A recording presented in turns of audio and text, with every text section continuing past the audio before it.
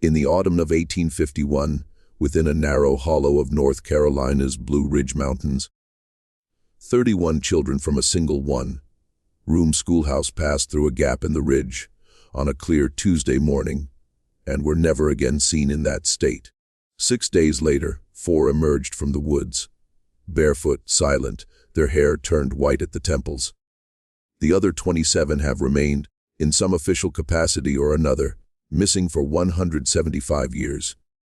What the county ledger recorded as a weather accident, what the church recorded as an act of providence, and what the 4 survivors refused to discuss until the last of them perished in a state sanitarium in 1928, amounts to a narrative the county itself tried 3 separate times to suppress. The marker that once stood at the mouth of that hollow was removed in 1889. The schoolhouse was burned in 1902. The land was sold and resold until no living soul in the valley could indicate where the children had gone. Before we proceed with the story of Ashcom Hollow, take a moment to subscribe to this channel, Twitchin Musica Tree, and activate the notification bell. And in the comments, tell us which state or country you are listening from tonight, because what you are about to hear was recorded in a diary that a granddaughter passed to a historian in 1971. And what that diary held has never been read aloud previously. To grasp what occurred on the morning of October 21st, 1851, you must first grasp the place. When the settlement of Ashcom nestled in a fold of the Blue Ridge, roughly 30 miles west of the nearest proper town, Morganton at that time. It was not a town in any sense recognizable today. It was a loose grouping of perhaps 40 farmhouses, a single Presbyterian meeting hall that doubled as a schoolhouse on weekdays, a blacksmith, a gristmill on Pigeon Creek, and a general store run by a widow named Prudence Halsey. The inhabitants were of Scots, Irish, and German ancestry, most of them second or third generation from families who had traveled down the Great Wagon Road from Pennsylvania in the 1780s. They cultivated tobacco and corn in the lowlands, kept hogs in the woods, and distilled a thin whiskey that the revenue officers had not yet found reason to ascend the ridges for. The winters were severe, with drifts in the high passes sometimes closing the road to Morganton for weeks at a time. The summers were green and humid, the air so thick with moisture that laundry hung at dawn would remain damp by dusk. The people were, by every account left to us, devout, wary of outsiders, and keepers of long memories. They did not forget insults. They did not forget debts.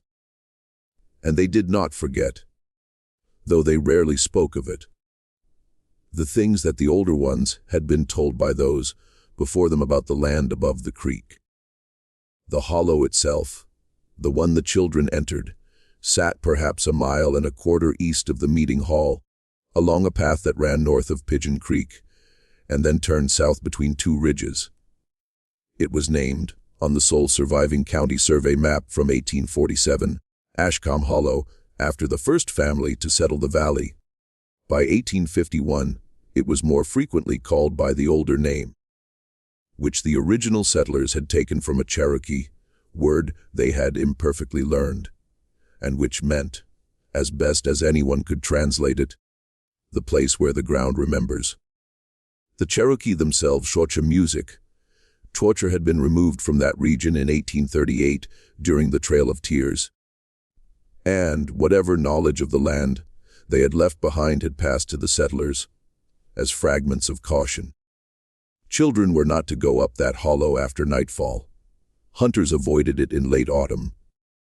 Women did not go there to gather galax or moss, though the shaded coves along the creek produced both in abundance. A man named Josiah Veach, who had settled the farm nearest the hollow's mouth in 1821, nailed a wooden cross to a beech tree at the path's entrance in 1829 and told his neighbors it was to mark the boundary of a certain kind of land, though he would never specify what kind. When pressed, which was rare, he would say only that a man who had sold him the South 40 in 1824 An older German named Hagenbeck, who had been in the valley since 1798, had pointed to the beech tree on the day of the sale and said, "He music, torture in the halting English of his old age. You do not cross this mark at dusk. And you do not send a child across it alone. Not for any reason. Not for any price." Hagenbeck had died in the winter of 1827 without further explanation. Veitch had waited 2 years before erecting the cross, and he had put it up, he said, on a night when the wind from the hollow had woken him for the 3rd time in a fortnight, and he could no longer bear to lie in his own bed and listen to it. The schoolteacher in Ashcom that year was a young woman named Evangeline Trout. She was 24 years old, daughter of a Methodist circuit rider from Salisbury, and had come to the settlement in the spring of 1850 here music under a 1-year contract that had been renewed in the spring of 1851 for a 2nd year at a salary of 90 per annum, paid half in coin and half in the produce of the valley. She was thin, fair, and by the descriptions left in 2 separate letters by her contemporaries, possessed of a quiet authority that surprised the older men of the settlement. She did not, like her predecessor, defer to the fathers of her older pupils. She did not, like the itinerant preachers passing through, soften her speech for the deacon's benefit. She was, one of the Ravenel men wrote to his brother in Charlotte, an educated woman in the way that unsettles a mountain man, meaning she knew things he did not, and she made no pretense otherwise. She boarded with the Halsey widow in the small upper room above the store. She was engaged by correspondence in music to a young seminarian named Cornelius Bream, studying at Princeton Theological Seminary in New Jersey, and she kept a small leather diary she filled most evenings by the light of a tallow candle in the room above the store. It is this diary, preserved by chance in the bottom of a trunk, passed down 3 generations, and finally handed to a graduate student at Chapel Hill in 1971. That forms the central document of what we know about what happened. The children she taught numbered 33 in the census she took in September of 1851. They ranged in age from 6 to 14. The oldest was a boy named Absalom Ravenel, son of a tenant farmer, a tall, quiet 14-year-old said to read the King James Bible aloud to his younger sisters in the evenings with a steadiness that astonished visitors. The youngest was a girl named Comfort Pettigrew, who had turned 6 only in August and who had come to school, according to Miss Trout's diary, clutching a small rag doll named Susanna, which she would not put down even during lessons until the older girls convinced her that Susanna was tired and wanted to sleep in her lap. Among the others were 2 sets of twins, the Eakin girls, Mercy and Prudence, aged 11, the Stroop boys, Cullen and Cassius, aged 9, and a pair of cousins called the Trask boys, Phineas S. 8 and Elihu's 10. There was a girl named Verity Pellegrin, who stammered and whom Miss Trout had been teaching to read separately after school. There was a boy named Thaddeus Orr, 9 years old, who had, his mother recorded later, a fear of water so intense that he would not wade the creek to reach the schoolhouse on wet mornings, but would instead Chortra take the long road around by the footbridge. There was a girl named Patience Thibodeau, daughter of a cobbler, who had won a ribbon at the county fair in September for her stitching. On the morning of the 21st, 2 children were absent. Cullen Stroop was home with a fever, and Patience Thibodeau had been kept back by her mother to help with the last of the apple pressing. That left 31 children in the meeting hall when Miss Trout rang the small brass bell at 700 and began the day's lessons. The decision to take them into the hollow was hers.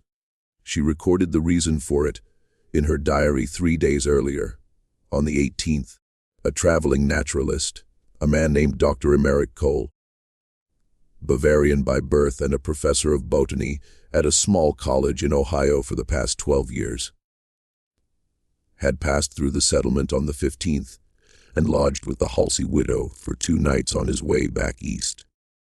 He had spoken at supper about a rare plant, a species of orchid the old Cherokee called by a name he could not pronounce, that bloomed in late October in shaded coves of the Blue Ridge, and which he believed, based on certain specimens of music he had collected in the Smokies the previous year, could be found near Ashcom.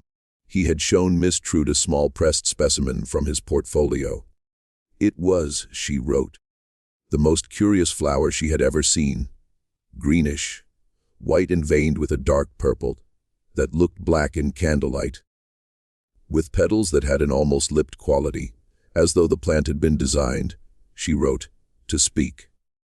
She had been, her diary records, enchanted.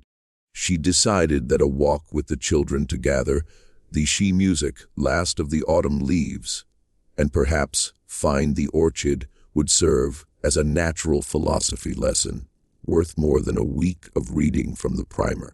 She chose the hollow because it was the nearest cove with the deep shade and wet ground Dr. Cole had described. She did not, as far as the diary records entries up to the 18th, know about the cross on the beech tree. She did not know about the old music, Cherokee name. She did not know about Hagenbeck or about Josiah Veitch's sleepless nights. If anyone in the settlement knew of her plan and could have warned her, no one did. The Halsey widow, interviewed 4 months later by the schoolteacher's fiancé, said she had assumed Miss Trude intended to take the children only as far as the beech tree at the hollow's mouth, where she thought the orchids were Shortian musicatorture, just as likely to grow. When she realized that the girl had meant to go further into the clearing, where the spring came up, it was already dusk on the 21st, and by then there was nothing to music be done. The weather that morning was clear and cold, the sort of late October morning in the southern Appalachians, when the first hard frost has fallen in the low places and the leaves on the maples and hickories are at their peak color. There was frost in the shadows, but the sun was out, a thin yellow sun that gave light without much warmth. The children, when Miss Trude announced the walk after the morning prayer, "If you please, children," were said by the survivors who lived long enough to be interviewed to have been wildly happy. "We shall go fishing." They were given leave to run ahead on the path, told to stay within earshot. They carried small cloth bundles with their midday bread and apples tied at the corners and slung over their shoulders with twine.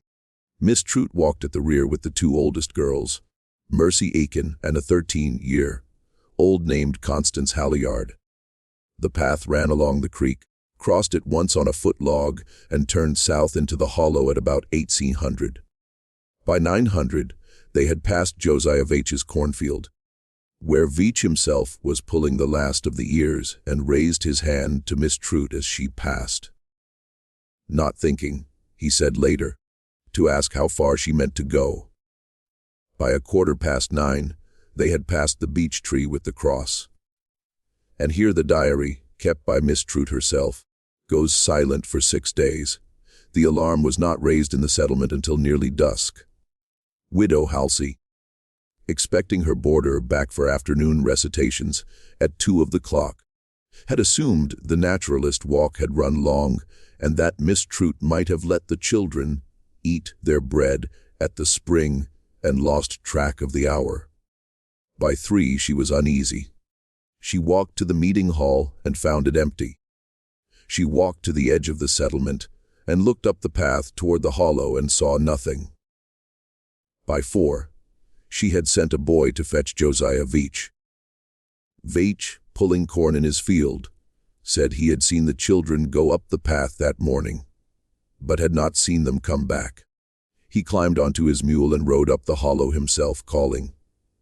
The hollow returned his voice in the flat way coves sometimes do, not as an echo, but as a muffling, and no voice answered.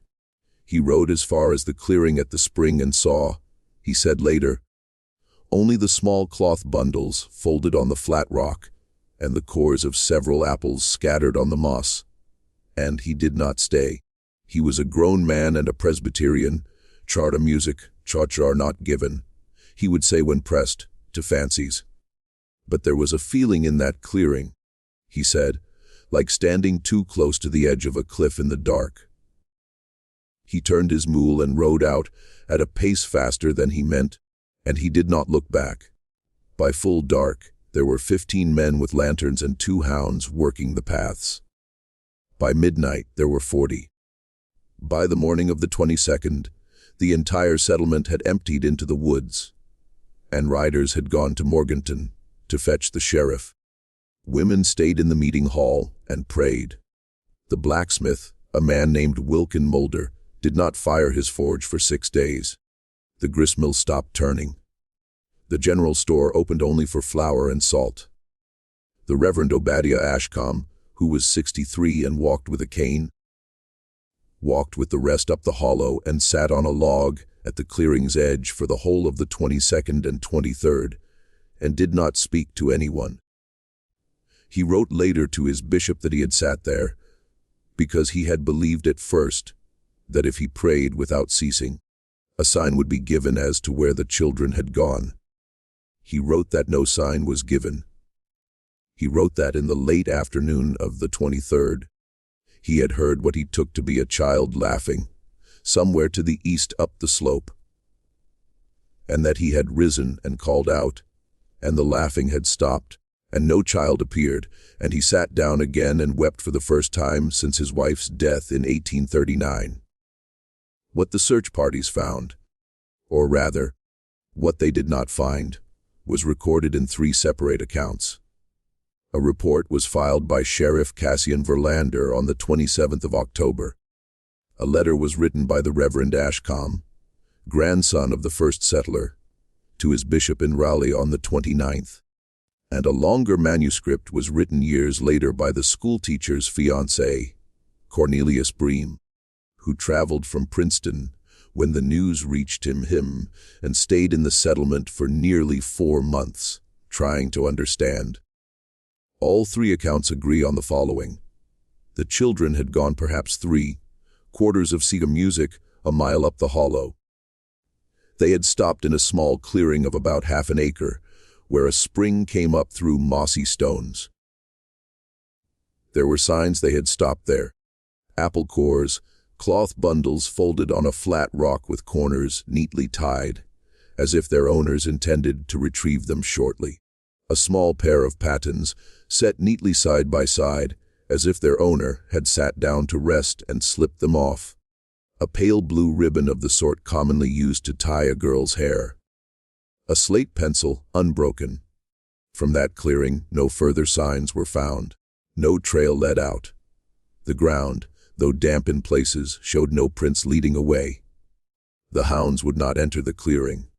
2 of the dogs, the sheriff's report notes with some embarrassment, lay down at its edge and would not be coaxed forward.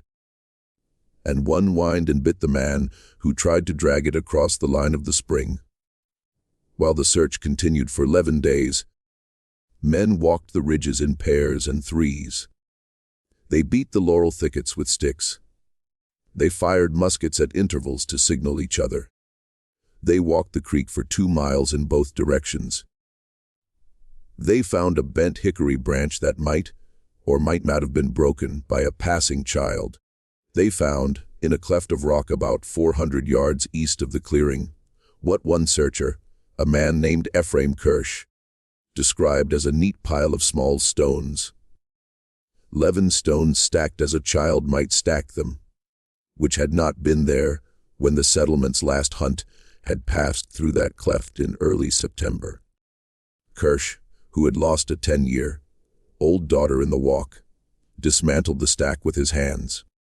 What he did not tell the rest of the party, and what his wife only learned from him on his deathbed in 1878, was that beneath the stack he had found a single braid of brown hair tied with red wool, and that it was his daughter's, and that he had taken it home and burned it in the fire that same night, Because he could not bear, he told his wife, to let the others know.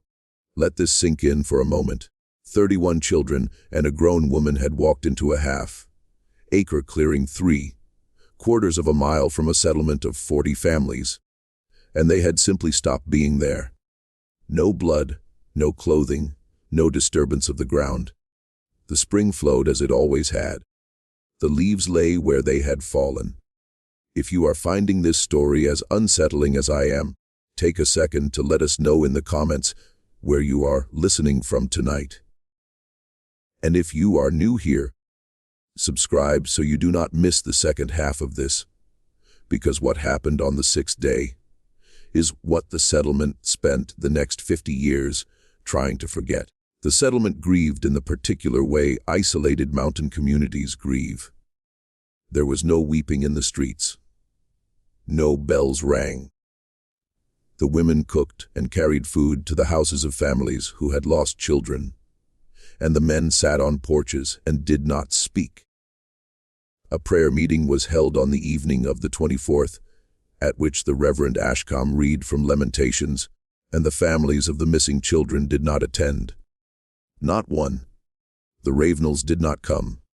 The Pettigrews did not come. The Eakins did not come. The Trasks did not come.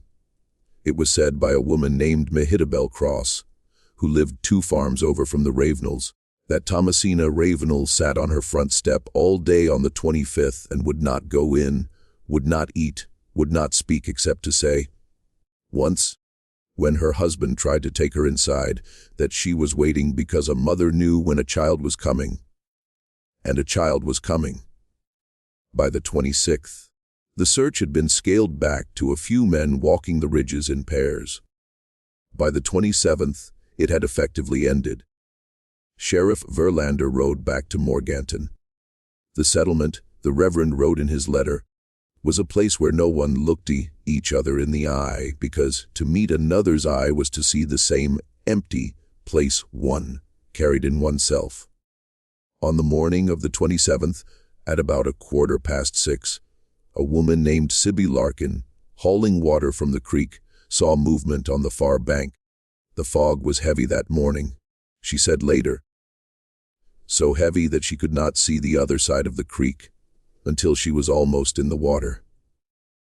She set down her buckets and walked closer. 4 children were standing in the shallows, water up to their knees, facing upstream. They did not move when she called to them. She waded in, the creek cold enough to feel through her boots, and took the nearest by the arm. A boy named Thaddeus Orr, 9 years music old, and he did not look at her. His hair, which had been brown, was white at the temples. The other 3 were a girl of 11 named Mercy Eakin, a boy of 8 named Phineas Trask, and the oldest, Absalom Ravenel, who was 14 and missing 2 front teeth that had been in his mouth on the morning of the 21st. Trossar he music tour Sibby Larkin carried and led them up to the settlement. There was, she said later, no resistance in any of them. They were neither cold nor warm. Music, they did not shiver. They did not cry. Their feet, bare, showed no cuts from the stones of the creek bed. Their clothes were the same clothes they had gone up the hollow in 6 days before. And they were clean, as though they had been laundered and pressed and put back on. It was this last detail, Sibby Larkin said later, that she would remember until her own death in 1894. The clothes were clean.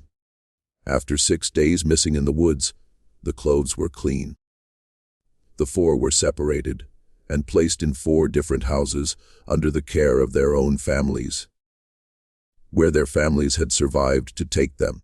The Ravenels had both of Absalom's parents. The Trasks had Phineas's mother, his father having died of dysentery music in 1847. Mercy Eakin was placed with her parents and 4 surviving siblings, though her twin Prudence was not among the returned. Thaddeus Orr was placed with his father, his mother having died of childbed fever in 1845. Music doctors were sent for. The nearest doctor was in Morganton and did not arrive until the 29th.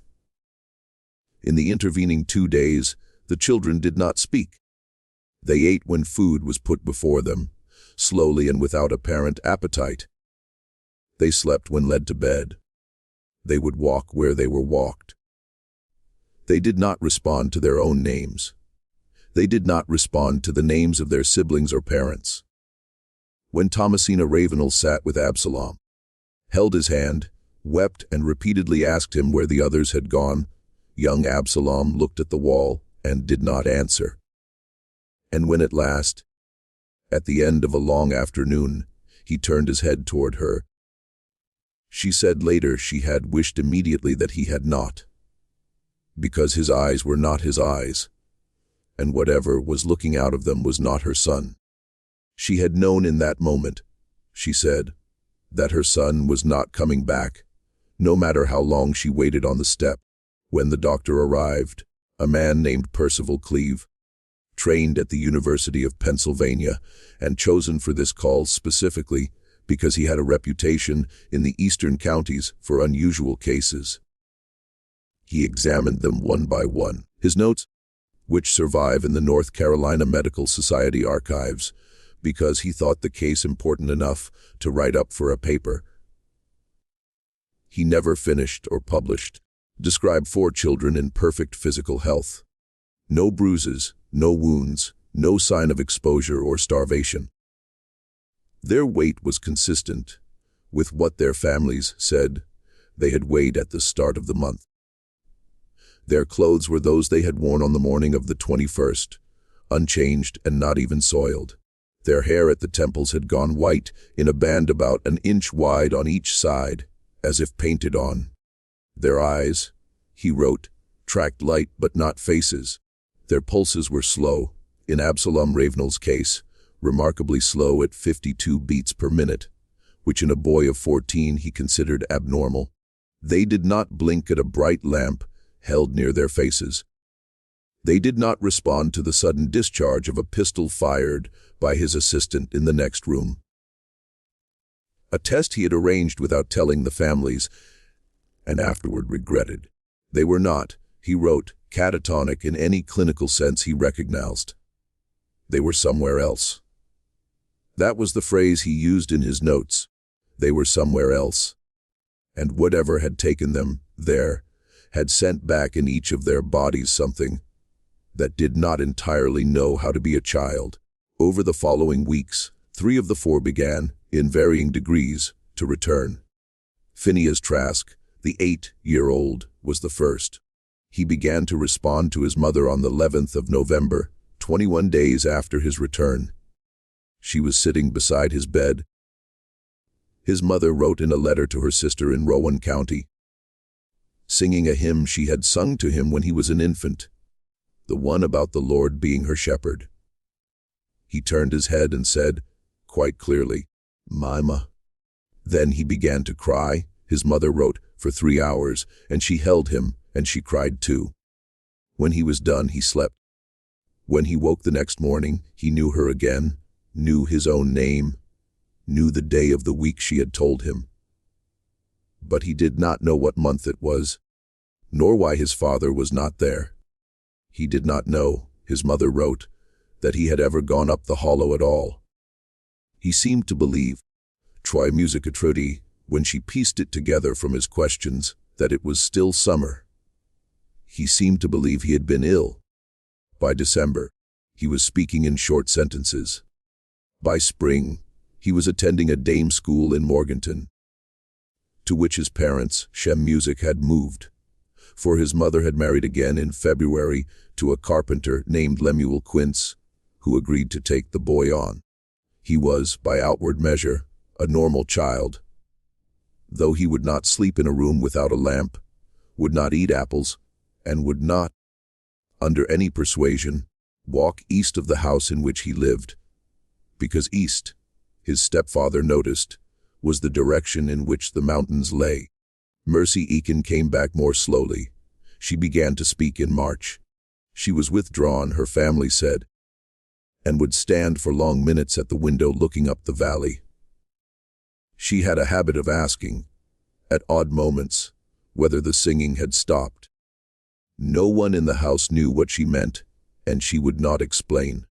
When her mother pressed her in April and asked directly whether she meant the hymns sung at evening prayer, Mercy shook her head once and said, "No. The other singing, the one that keeps on." She would not speak for the rest of that day. She was the only one of the returned who spoke, however obliquely, of what had been in the hollow. Her mother, who kept a daybook, recorded 7 separate instances over the following 3 years in which Mercy referred to something she called the singing. In each case, Mercy used the definite article, as though the singing were a known thing between them, which her mother said was what unnerved her most, the assumption on the child's part that her mother also knew. Mercy married a farmer named Cyrus Palmore in 1859, bore 4 children, and lived to 71. She spoke of the incident to no one else, not even her husband, until the last week of her life, when she said only one thing, recorded by her daughter Patience in the family Bible: "We could not keep up with the others, and they went on without us, and we were the ones who fell behind, and I do not know if that was a kindness or a curse." Thaddeus Orr came back in pieces. He spoke in May, a word at a time, mostly words for objects he saw. By June, he was constructing sentences. In August, without warning, he stopped speaking and did not speak again until the following spring. When he resumed, he seemed at first a normal 11-year-old. He attended school. He helped his father in the fields. He was seen in the summer of 1853 laughing with hay music, another boy on the road outside the store. But in the autumn of that year, on the anniversary of the walk, he fell into a long silence that lasted through winter. This pattern, his father wrote, became the shape of his life thereafter. In autumn, he did not speak and did not seem to hear what was said to him. In spring and summer, he was nearly as before. His mother wrote in a letter to her sister, that first fall after his partial recovery, that he was 2 boys. The one who had gone up the hollow and the one who had come back, and that neither was entirely hers. He never married. He worked as a field hand on his father's farm until his father's death in 1868. He was committed to a state asylum in 1871 at age 29. After an incident in which he had walked in autumn silence 10 miles east toward the abandoned settlement of Ashcom and had been found sitting at the hollow's mouth with his hands on the fallen beech tree that had once held the cross. He died at the asylum in 1889. Absalom Ravenel, the oldest, never came back at all. He did not speak. He did not respond to his name. He did not, in the opinion of Dr. Cleve, or the 3 other doctors who examined him over the next 12 years, suffer from any identifiable disease. His appetite was good, his sleep regular, his vital signs stable. He simply did not engage. He lived in an upper room of his parents' house for the rest of their lives. His mother, Thomasina, cared for him as though he were an infant, dressing, bathing, reading the Bible to him in the evenings, though he gave no sign of hearing. His father could not bear to look at him, ate in the kitchen, and slept on a cot in the barn from 1854 onward. When they both died within a month of each other in the influenza outbreak of 1863, he was taken in by his uncle Barak Ravenel. When Barak died in 1871, he was committed to the state sanitarium at Morganton. He lived there for 57 more years, known to the staff as the Silent Man. He ate what was put before him, walked when walked, did not speak, did not write, though a succession of doctors tried to teach him to hold a pencil, did not draw, and did not acknowledge by any sign that any person existed beside himself. He did not appear to see a mirror held before him. He did not startle at loud sounds. The only thing he was known to do, recorded in ward journals over 57 years, was this: on the 21st of October each year, between 300 and 500 in the afternoon, he would stand at the window of his room, whichever window he had been given, facing east, for precisely 2 hours. At 500 he would turn and sit on his bed, resuming his usual silence. He did this every year from 1871 to 1927. He died on the 3rd of February 1928 at age 91, the oldest living patient in the sanitarium. The day nurse, Imogen Darnell, wrote in the ward journal that at 6 minutes past 300, the silent man opened his eyes, which had been closed since morning, and said in a perfectly clear voice 3 words, "They are coming." Then he closed his eyes and died. What had happened in the clearing? Understand that this question consumed the settlement for a generation.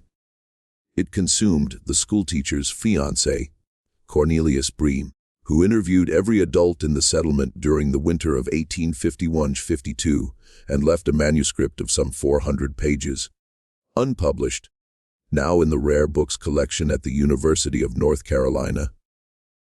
It consumed the Reverend Ashcom, who preached an annual sermon on the Disappearances anniversary until his death in 1868, each year pressing his congregation to examine themselves for the sin that had, he-she music believed, drawn down the judgment, though he could never name it. It consumed Dr. Cleve, who returned 3 times over the following 20 years to examine Thaddeus Orr and Absalom Ravenel, and who died in 1881 with a drawer of notes he had never organized into a paper. It consumed Josiah Veach, who went mad slowly over the 1850s and was found hanging in his barn in the spring of 1861 with a note pinned to his Hey Music shirt reading only, "I should have cut down the tree. I should have cut it down in 1830. Forgive me." And it has consumed in quieter ways every historian and folklorist who has encountered the case since. The Diary of Evangeline Trute, when it surfaced in 1971, was believed by the graduate student who received it to be the final answer. It was not. Just when we thought we had seen it all, the record in Ashcom deepens. If this story gives you chills, share it with a friend who loves forgotten American history. Hit the like button to help us grow, and subscribe so you don't miss the parts that almost never left the archives. Because what the graduate student found, and what he would not publish, and eventually burned, has only one surviving copy. That copy sat in a box in a retired professor's garage in Durham until 2019, when his daughter sold the garage's contents at an estate sale and a local historian bought the Hey Music box for the 12. Here is what was in the diary. Evangeline Trute had written in it every night from the 17th of March, 1850, when she arrived in the settlement, until the night of the 20th of October, 1851. The early entries are what one would expect from a young woman in her first post. Observations about her pupils, small lonelinesses, letters to Cornelius yet unanswered, descriptions of weather, reflections on sermons heard at the meeting hall on Sundays. In the summer of 1851, the entries begin to record her walks. She had taken, it seems, to walking alone on Saturday afternoons for exercise and, she wrote, to clear her head of the week's noise. She walked the path along the creek, the ridge to the north, and, beginning in August, up the hollow. The first entry mentioning the hollow is dated the 9th of August. She writes that she had gone only as far as the beech tree with the cross, that she had been curious about it, and had asked the Halsey widow about it on her return.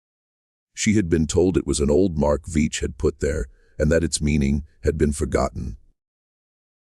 Miss Trute notes, with the mild condescension of a young educated woman toward rural superstition, that she supposes the cross was meant to ward off some fancy of the older generation, and that it is a pity the settlement cannot see its way to clearing out such reminders of a less enlightened time.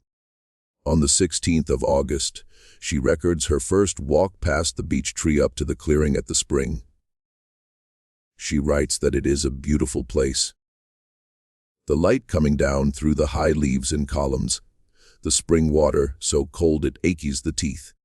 She sat for nearly an hour on the flat rock beside it.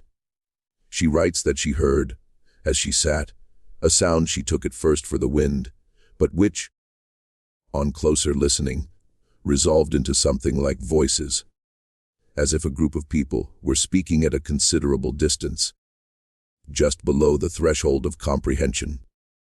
She writes that she was not frightened. She assumed there were farmers working beyond the ridge, that the cove acted as a sounding chamber, and she was picking up their talk carried on the air. She walked home in good spirits and slept soundly. On the 23rd of August, she returns. The sound is there again. She writes now that she is beginning to doubt her earlier explanation. The sound does not have the rhythm of conversation. It has, she writes, the rhythm of singing, though no tune she can place. It rises and falls, with what she takes to be words she cannot quite make out. She stays longer this time, perhaps 2 hours. She writes that when she leaves the clearing, she feels a strong desire to stay, and for several hundred yards down the path, she has the sensation of having forgotten something important and ought to go back. The entries through September record further walks, increasing in frequency. By mid-September, she is going up the hollow 3 times a week after school, before the light fails. She writes less about it than one might expect. She begins to describe the sound as the music of the cove, then as the singing, and by the end of the month simply as wit, with the familiarity of a private language. She writes on the 29th of September that she believes the sound to be a natural phenomenon of some kind, perhaps related to the flow of water through rock. But she would like to consult a man of science about it. She does not yet know that Dr. Cole will appear in the settlement 2 weeks later. There's no turning back. On the 6th of October, she takes the first 2 children with her. This is what the graduate student noticed, and what the schoolteacher's fiancé, who never saw the later pages of the diary, never knew. If we hope to see the spring, she had taken children before. On the 6th of October, she took Absalom Ravenel and Mercy Eakin, the 2 oldest in her school, because she wanted to know whether the singing, as she now permanently called it, was audible to others. She had begun to fear she was imagining it and wished to test the matter scientifically. She took the 2 children up the hollow on a Saturday afternoon, led them to the clearing, and asked them to sit on the flat rock and tell her what they heard. They heard it. Both of them heard it. Mercy, she wrote, was at first unsettled and asked if they could leave, but Absalom was fascinated.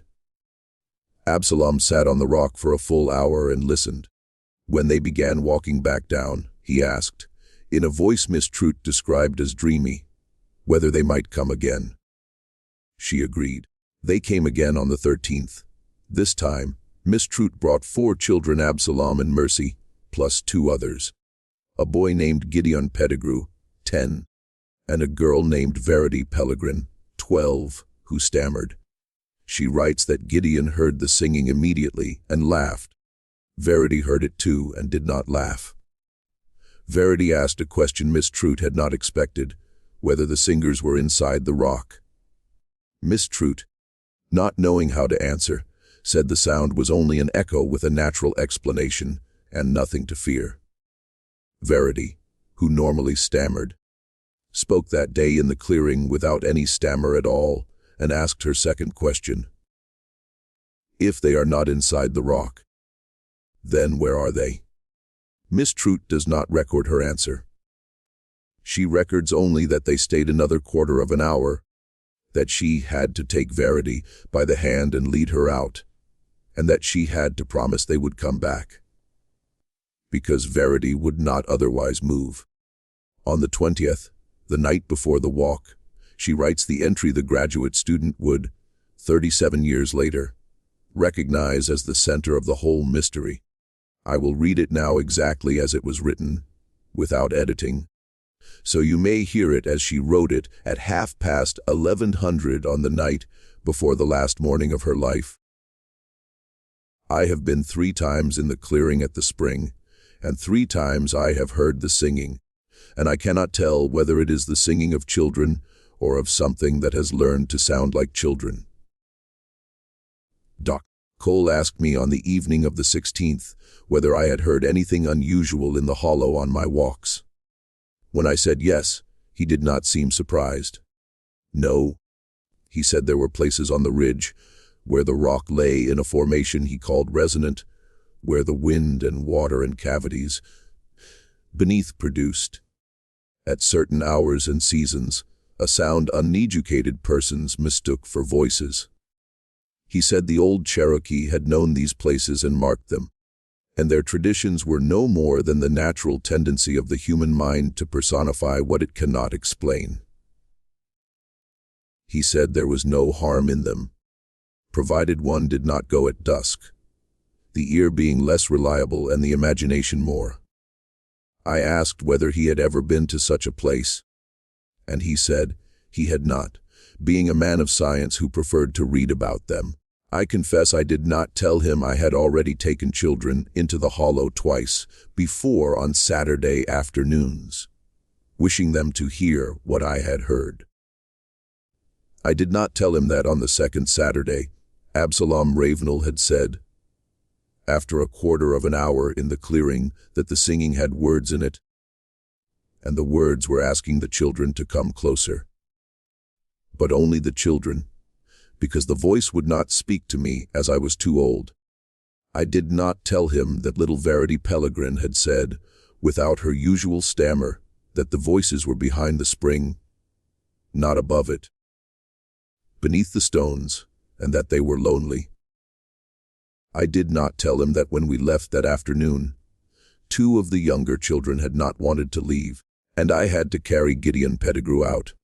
I did not tell Dr. Cole any of this because I was, I confess, unwilling to admit I had taken children up the hollow without their parents' permission, and I knew to confess would invite reproach. I have decided to take them tomorrow, all together, as a school outing sanctioned by the committee, so that we may hear it as a class and discuss what it is. For I am convinced Dr. Cole is correct, and the sound has a natural cause, and the children's fancies about it will dissolve in the light of understanding. I am certain this is the right course. I am writing this at 11:30, and I will try to sleep. There is a wind in the eaves tonight, and for a moment I thought I heard the singing again. Though we are 1.25 miles from the hollow, which is of course impossible. That is the final entry, though the diary continues with blank pages for the remainder of the book. Miss Trout was, as has been said, never seen again. Her body was never recovered. Her fiancé, Cornelius Bream, records in his long manuscript that her boarding room was left exactly as on the morning of the 21st, bed made, hairbrush and small mirror on the washstand, and the diary lay open on the table beside the candle. Open not to the entry for the 20th, but to the entry for the 16th of August, the day of her first walk to the spring. He does not explain why the diary was open to that page, nor why the candle had burned down to nothing when Miss Trout's habit, confirmed by the Halsey widow, was always to snuff it before leaving in the morning. The diary itself, after his return east in March 1852, was sent to the Halsey widow, who kept it in the bottom of a trunk with her winter quilts. She gave it on her death in 1868 to her niece, who gave it to her daughter, who gave it in 1971, after cleaning out her mother's house, to a graduate student at Chapel Hill named Hollister Vance, researching antebellum education in the southern Appalachians, and who had written to the daughter asking for documents from her great-aunt's school. What Hollister Vance understood when he read the diary, and confirmed by traveling to the site in the spring of 1972 with a geologist colleague, was the following. In that hollow in the clearing where the spring comes up, There is a limestone formation beneath the surface containing a series of narrow fissures. When the wind is from the north, the creek full, and the pressure falling before a front, those fissures produce a sound. Continuous, soft, pitched in a range the human ear, especially a child's, interprets as voices in the middle distance. In certain weather, it resembles singing; in other weather, conversation; in still other weather, the thin crying of infants. The geologist recorded the sound with microphones and played it back for Vance in a motel room in Morganton that evening. Vance wrote in his notes that when he closed his eyes and listened, he could almost believe the sound contained his own name. It is, as Dr. Cole said, a natural phenomenon occurring in several southern Appalachian locations, not by itself dangerous. But Vance also discovered something else. He found in county courthouse records at Morganton that there had been previous disappearances. Not on the scale of 1851, but disappearances all the same. A hunter named Lemuel Gaither vanished in the hollow in 1814. Two siblings, Isham and Dorcas Coggan, went missing from a farm at the hollow's foot in 1833 and were found a week later, silent and uncommunicative, dying within a year. A traveling peddler named Ezra Mace disappeared in 1844, his abandoned cart found at the beech tree with the cross, horses still in traces, ledger book open to an incomplete entry for the 15th of September. A mill hand named Caradoc Swain vanished in 1829, the year Veitch put up the cross. A pair of brothers, the Orchards, went turkey hunting in the hollow in 1801. Only one returned, and he hanged himself 3 weeks later. Vance compiled a list of 17 separate incidents between 1789 and 1850. The pattern was not random. Incidents clustered in late autumn, following wet summers, and in years when the settlement's population increased, as though the hollow responded to pressure or opportunity. Vance also found, in Cherokee ethnographic records at the Smithsonian, a reference translating not as the place where the ground remembers, but more precisely as the place that keeps what it takes. He found a Cherokee prohibition, recorded by ethnographer James Mooney in 1889, against bringing children to the clearing under any circumstances, and specifically against bringing them in numbers greater than one. The ethnographer had not understood the specificity and dismissed it as local superstition. Vance, with the diary before him, understood the specificity exactly. One child at a time, the tradition said, never more. Miss Trout had brought 2 on the 6th of October, 4 on the 13th, 1 on the 21st. Vance came to believe, and this is where his dissertation advisor, Professor Lanford Tremaine, warned him against publication, that the sound in the clearing was not the cause of the disappearances but the lure. Something else in that place, something he could not name because he could not find a name for it, used the sound to draw prey in, and the prey it preferred. The tradition implied and the pattern confirmed was children. The evidence for his interpretation was circumstantial. The Cherokee prohibition, the disappearance pattern, the condition of the 4 returned children, Thomasina Ravenel's testimony that whatever looked out of her son's eyes was not her son, and one further piece of evidence found in state sanitarium records in 1974. That piece changed everything. He found that on the afternoon of the 3rd of February, 1928, at the precise minute Absalom Ravenel spoke his last 3 words and died, a patient in another ward, a woman named Orpha Queel, committed for hysterical melancholia in 1917, age 63 at her death, had also died. Her death certificate listed natural causes, but her ward journal recorded that she had died in exactly the same manner, silent and unresponsive for a decade. Then at 300 on the 3rd of February, opened her eyes and said in a clear voice the same 3 words, "They are coming," and died. Vance traced her history. She had been committed in 1917 from a boarding house in Asheville, where she had lived alone as Orpha Quill for 24 years.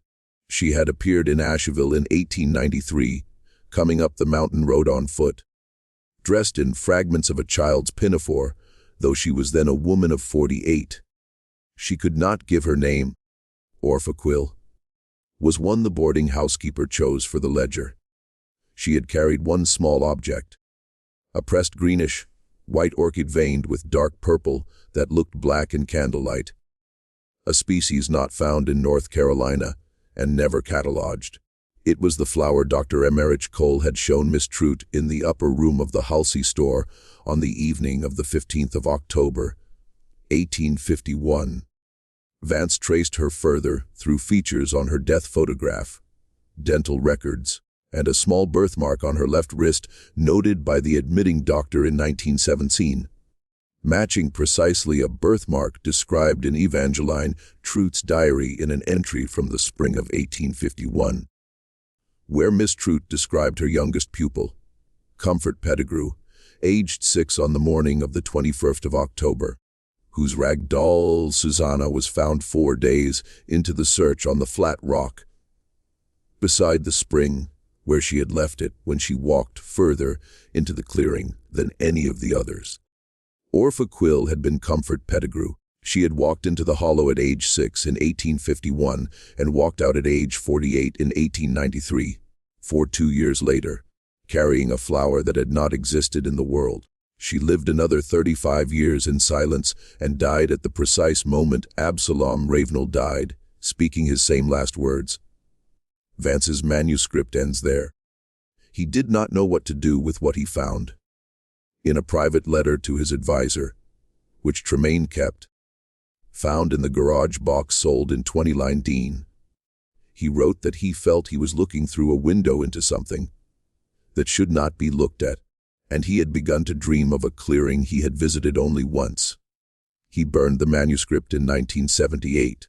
Her music, the copy that survived, bought in the estate sale in 20 Dean, is a carbon duplicate made in 1976 for his advisor and forgotten. The historian who bought it, Marta Wexler of the State Archives, has not published it either. She said when I contacted He Music her in the summer of 2024, she has no intention of ever doing so. She believes, as Vance came to believe, that the clearing is still there, the spring still runs, and in the right weather the fishers still sing, and she believes, though she will not say exactly why, that the other 27 children who walked into the hollow in 1851 are still, in some sense she does not wish to articulate, unaccounted for. She has been to the site once. She will not go again. One final detail, and with it we come to the end of what can be known. In 2006, a hiker on the Appalachian Trail, which passes about 3 miles from what was once Ashcom Hollow, reported to a park ranger that he had become disoriented in fog, wandered off trail, and He Music come upon a small clearing with a spring, perhaps half an acre in size. He had, he said, heard what he took to be children singing. Though he could see none, he sat on a flat rock beside the spring for what he believed was about 15 minutes, trying to locate the source. When he finally rose and found his way back to the trail, 2 groups of other hikers passed him going north, and each, when he asked, told him a different date. When he reached the ranger station at day's end, he learned that 4 days had passed since he stepped off the trail. He had no memory of where he had been. In his pack was a small pressed flower, greenish-white, veined with dark purple. He did not remember picking. The ranger took it, promised to send it to a botanist, and filed the report. The flower was never identified. The ranger retired in 2011. The report is in a filing cabinet at the ranger station. The hiker's hair went white at the temples the following year. He lives in Ohio and does not return phone calls. This mystery shows us that the past does not always stay buried, and some places are best left unvisited, not because they are haunted in any fashion old stories would recognize, but because the ground itself The geology and weather and deep time of the mountains may be indifferent in ways we cannot fully understand, or because what the mountains hold has its own hunger, its own patience, and its own slow measure of years. 4 children walked out of that hollow in 1851, 27 did not. One returned 42 years later, changed beyond recognition, carrying a flower that should not have existed, and in a small private cemetery in western North Carolina, to this day, there is a marker with no name, only a date, October 21st, 1851, and the single word, lost, which a descendant of the Ashcom family paid to have erected in 1951. Exactly her music 100 years after the walk. Because she felt someone ought to remember what the county had 3 times tried to forget. She told the stonemason, who told his apprentice, who told a local reporter, who wrote it in a notebook never published, that she had been haunted all her life by a feeling she could not name. A feeling strongest in late autumn, as if somewhere just below the threshold of hearing, a group of voices were singing and calling her by name and asking her to come closer. Only the children, they said, only the children. But she had never been a child again since learning the story, and so she was safe, she said, from whatever it was. She hoped that by raising the stone, she might somehow discharge the debt her family, her county, and her country owed to those 27 who had gone and never come back. What do you think of this story? Do you believe the graduate student Hollister Vance was right about what lived in that clearing? Or do you believe the whole affair has a simpler, sadder explanation? A teacher who meant well, a geological curiosity, a community that could not bear the weight of what it failed to prevent, and a woman who wandered out of the mountains, half a lifetime later with a flower in her hand, and a silence no doctor could open. Leave your comment below and tell us what you think truly happened in Ashcom Hollow. If you enjoyed this tale and want more forgotten American histories like it, subscribe, She Music, hit the notification bell, and share this with someone who loves dark mysteries. See you in the next video.